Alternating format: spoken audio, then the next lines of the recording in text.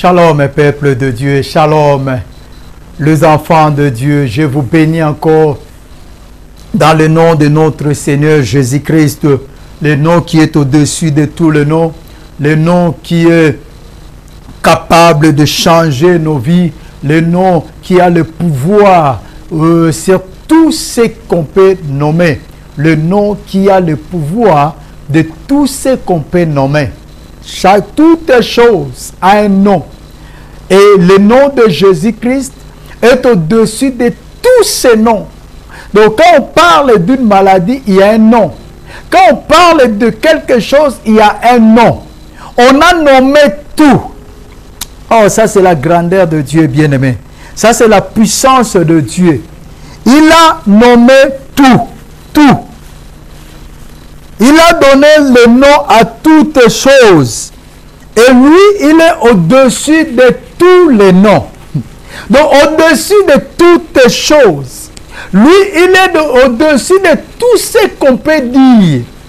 Donc, le Dieu que nous servons, Jésus-Christ que nous parlons, il est au-dessus de toutes choses, au-dessus de tous les noms. Il y a un homme que je ne vais pas citer sa religion, qui a dit, le Jésus que vous parlez, vous ne savez pas vraiment de quoi vous parlez. Il a dit, nous n'évoquons pas ce Jésus, mais nous connaissons sa puissance. Nous connaissons ce qu'il est. Mais vous, malheureusement, vous prenez ce nom à la légère. Vous ne savez pas que vous invoquez celui qui est très puissant. Très puissant. Il est au-dessus de tous les noms. Il est au-dessus de toutes personnes. On peut voir la puissance de ténèbres. On peut voir la puissance de la lumière, la puissance des anges, la puissance des prophètes. Tout ce que nous voyons les miracles, que les gens ressuscitent, que tout ce qui est admirable, qui est au-dessus de notre intelligence, lui, Jésus, est au-dessus de toutes ces choses. Quand tu vois un éléphant, tu vois un animal tellement grand. Tu vois la force des lions. Tu vois la puissance de certaines choses. Mais Jésus-Christ est au-dessus de toutes ces puissances. Est au-dessus de tous ces noms. Quand tu vois la puissance, la force des ténèbres, il prépare le mal et ça arrive. Il planifie le mal et ça arrive. Mais Jésus est au-dessus de ses forces. Il est au-dessus de tout. Quand on parle de tout, c'est vraiment tout sauf rien. Il est au-dessus de tout. C'est là, quand on comprend la puissance de la croix, quand on comprend l'œuvre de la croix, c'est là qu'on voit la puissance de Jésus-Christ. Mais si on n'a pas encore compris l'œuvre de la croix, si on n'a pas encore compris ce qui s'est passé sur la croix, ça sera difficile de comprendre la puissance de Jésus-Christ. Ils doutaient, tous doutaient. Quand Jésus commençait à crier, ils ont dit, on verra si Élie viendra. Il est en train d'appeler Élie. Jésus a parlé à Élie, Élie là-bas Sabbathane. Et ils ont dit, il appelle Élie, voyons voir si Élie va venir. Ils doutaient de tout. Ils ont douté de ces miracles. Ils l'ont appelé Belzéboul. Ils ont douté de ce qu'il était quand il disait que c'est moi le Christ. Mais la Bible dit une chose. Sur la croix, pendant qu'il était sur la croix, quand il a donné son âme en disant, Père, j'ai remis mon esprit entre tes mains. La Bible dit, du coup, il y a eu le ténèbre pendant la journée. Il y a eu le ténèbre, le rideau du voile se déchira. L'événement qui a fait Même ceux qui l'ont crucifié. La Bible dit ceci. Il y avait un homme, parmi les officiers, ils ont commencé à déclarer, oui, cet homme était réellement de Dieu. Et la Bible dit, ceux qui l'ont crucifié ont compris qu'on avait crucifié l'innocent. Pas seulement l'innocent, mais on avait crucifié Christ. Et la Bible dit, il se retourna en frappant la poitrine. Signe de désolation, lamentation. Ils ont commencé à se repentir. Il y a ceux qui ont commencé à se repentir. Donc, ils ont douté de lui, mais quand la puissance de la croix s'est manifestée, ils ont compris que cet homme était différent. Cet homme n'était pas comme tous les autres. Que Christ t'ouvre dans les profondeurs les yeux de comprendre la puissance de la croix qu'on avait parlé tant dans ces temps qui vient de passer, le sous-thème qui vient de passer.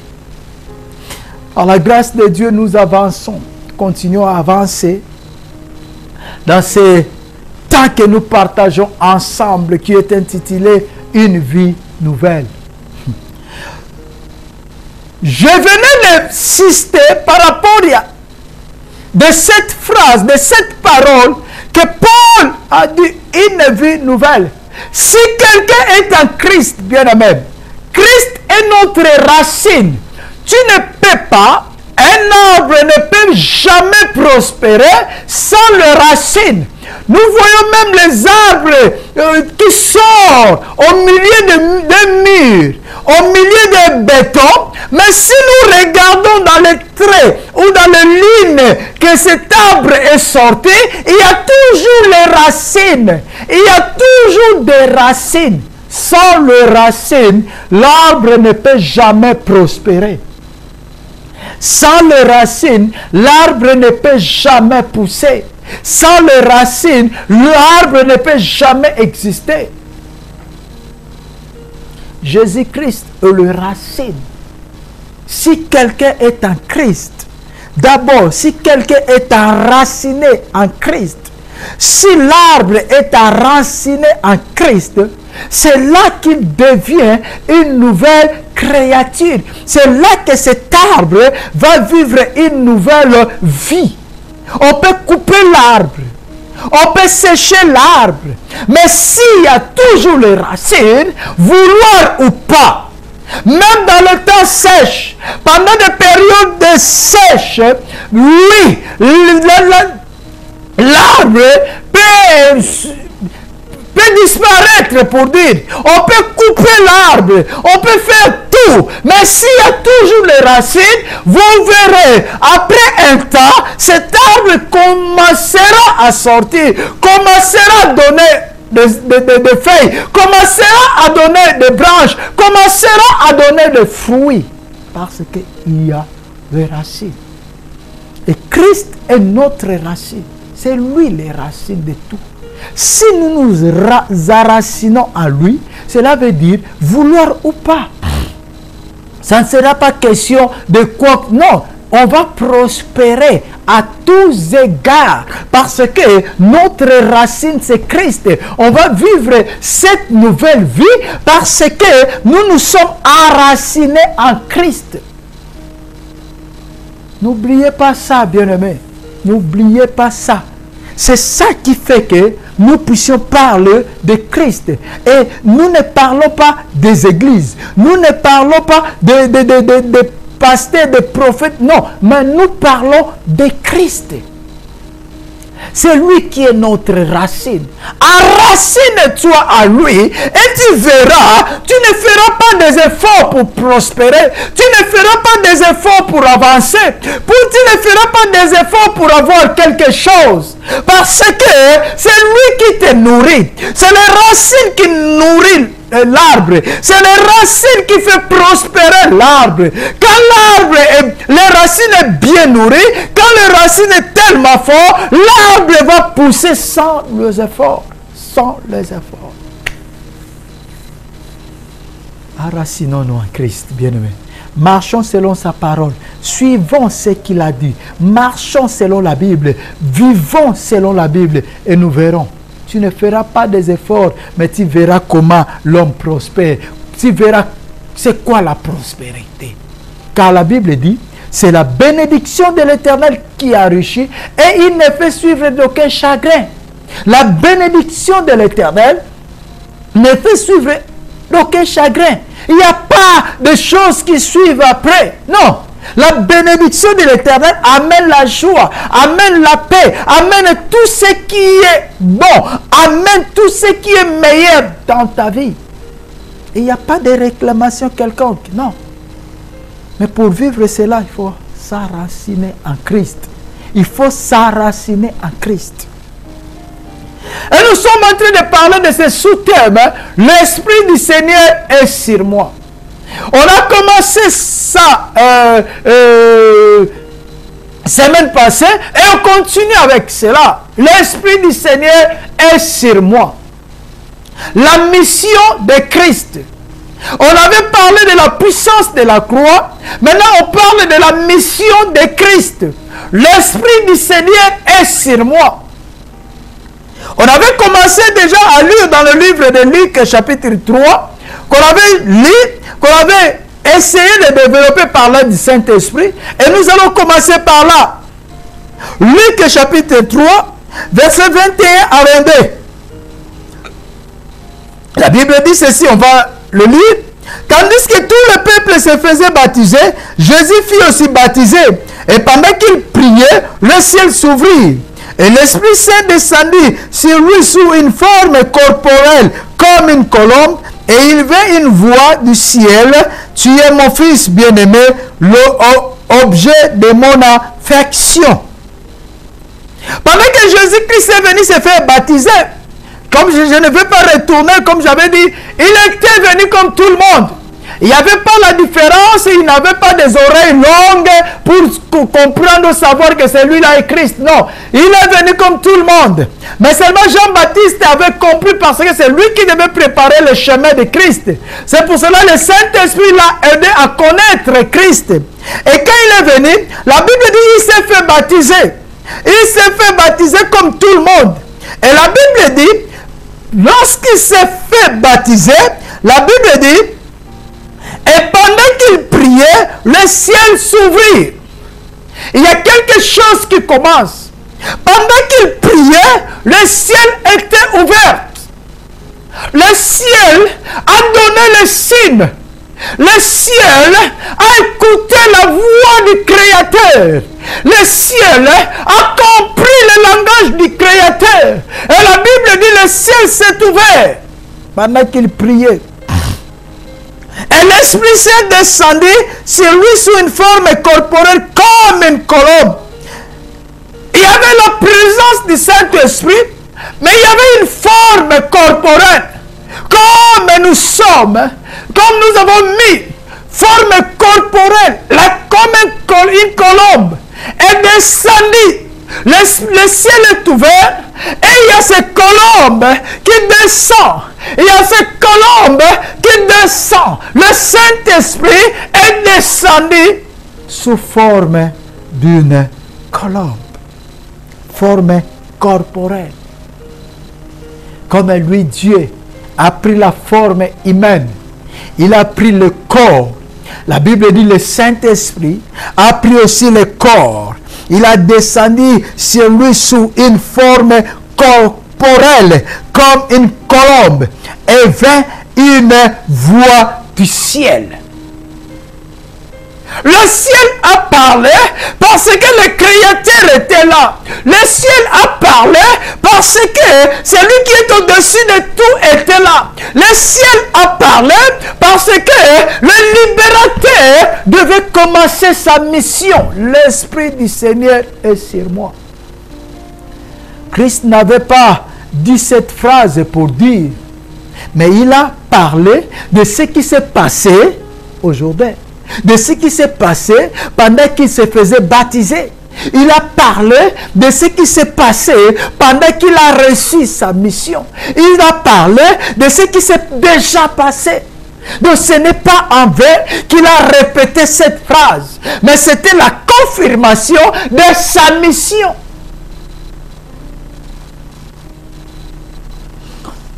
Oh Jésus, il vint une voix du ciel. Tu es mon fils bien-aimé, objet de mon affection. Le ciel a ouvert la bouche et le ciel a parlé. Tu es mon fils bien-aimé. Le Père a parlé. Tu es mon fils bien-aimé. Le Père a déclaré, tu es mon fils bien-aimé. Tu es le bien-aimé de l'Éternel. Pour que l'Éternel parle de bien-aimé, cela veut dire, cette personne est sans tache, il n'a ni ride, il n'a rien du mal à lui. Donc, Dieu est en train de témoigner par rapport à une personne. Oh, que tu sois l'objet du témoignage du Très-Haut.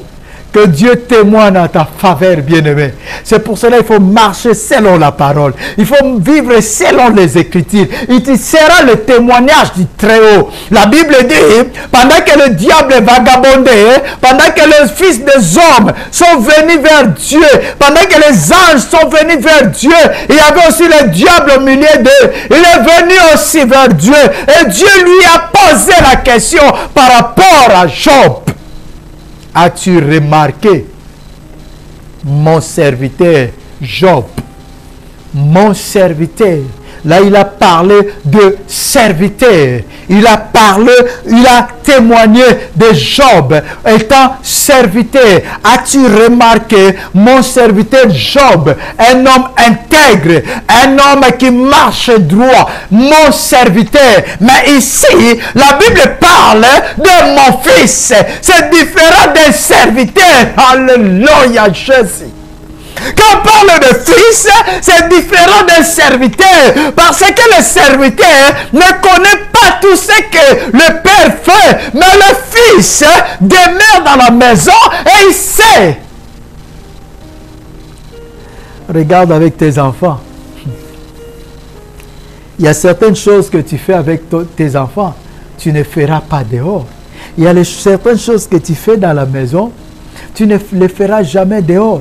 Même les hommes les plus respectés, le roi, le pasteur, les apôtres, je ne sais pas qui, le président, il y a certaines choses, ils ne peuvent jamais faire dehors, mais dans leur maison, avec leurs enfants, ils le font.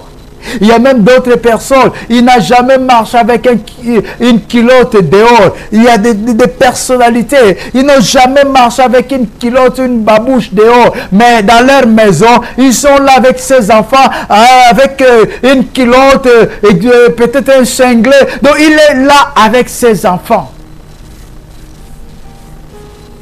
Dieu a témoigné de Job comme serviteur, étant serviteur. Mais ici, avec Christ, il témoigne. Le ciel s'est ouvert, la voix sortit. Tu es mon fils, pas seulement mon fils, pas seulement mon fils, mais tu es mon fils bien-aimé.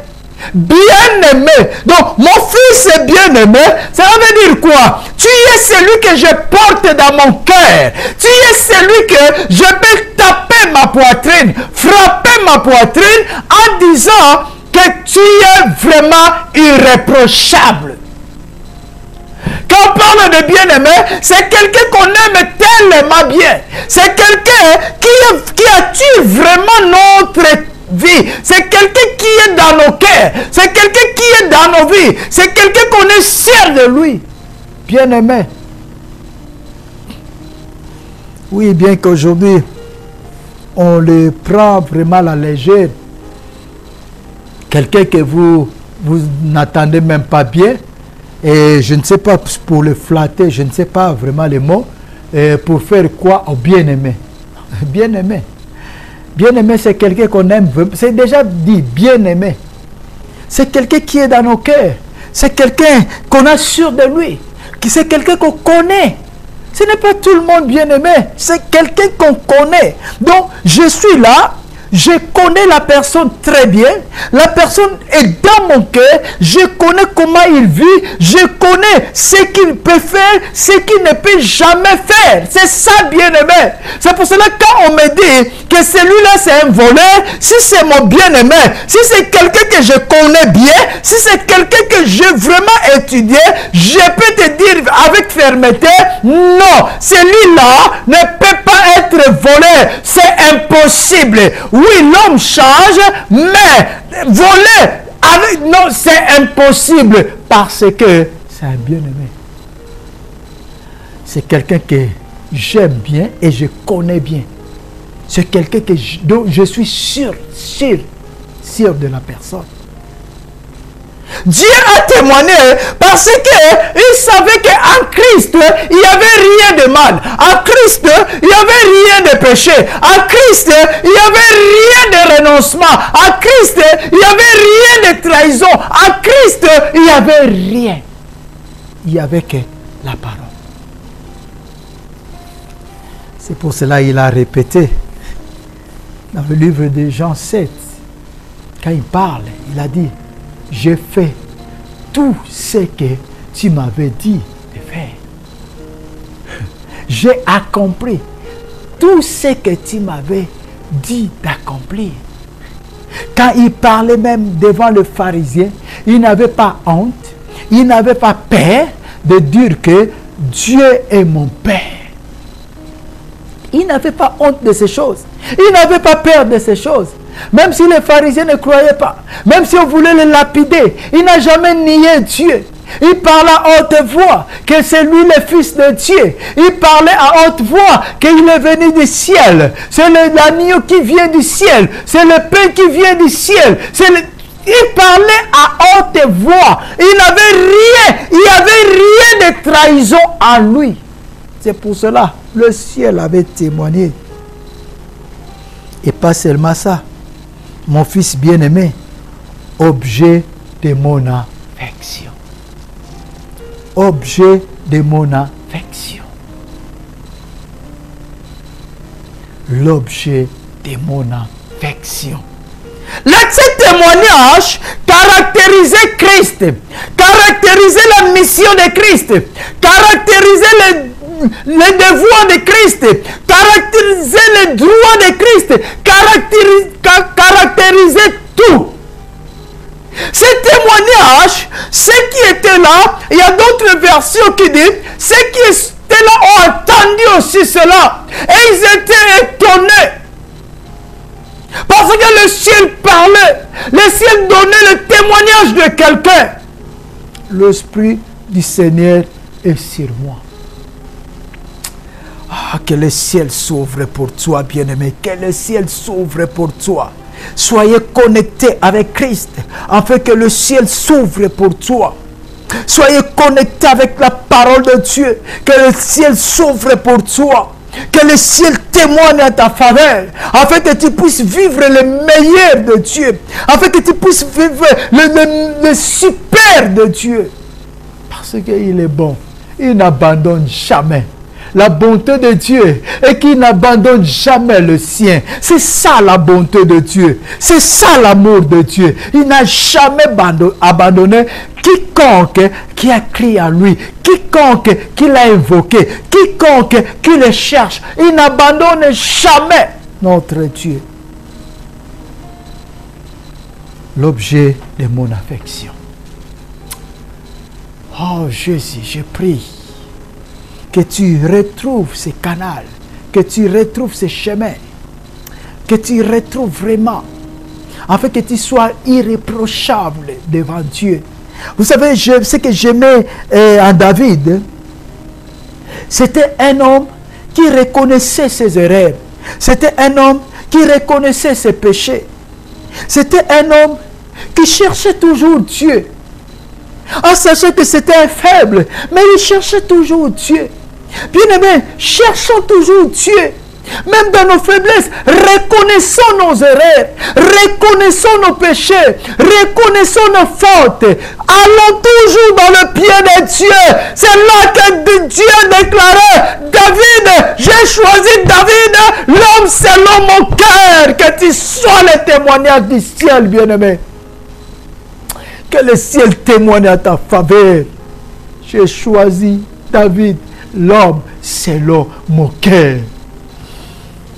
Le choix de Dieu. Que tu deviens le choix de Dieu. Un homme qui a commis tant de fautes, tant d'erreurs, tant de péchés, David. Mais son atout, c'était quoi? L'humilité. Il allait toujours vers Dieu. Il allait toujours. C'est pour cela qu'il a dit, vaut mieux mourir, d'être frappé par toi, au lieu d'être frappé par mes ennemis. Parce que mes ennemis n'auront pas pitié de moi. Mais toi, mon Dieu, toi, mon Père, tu auras pitié de moi. Le témoignage du ciel. Le temps nous presse, bien-aimés. Nous allons continuer à la prochaine opportunité. Que le ciel témoigne à ta faveur.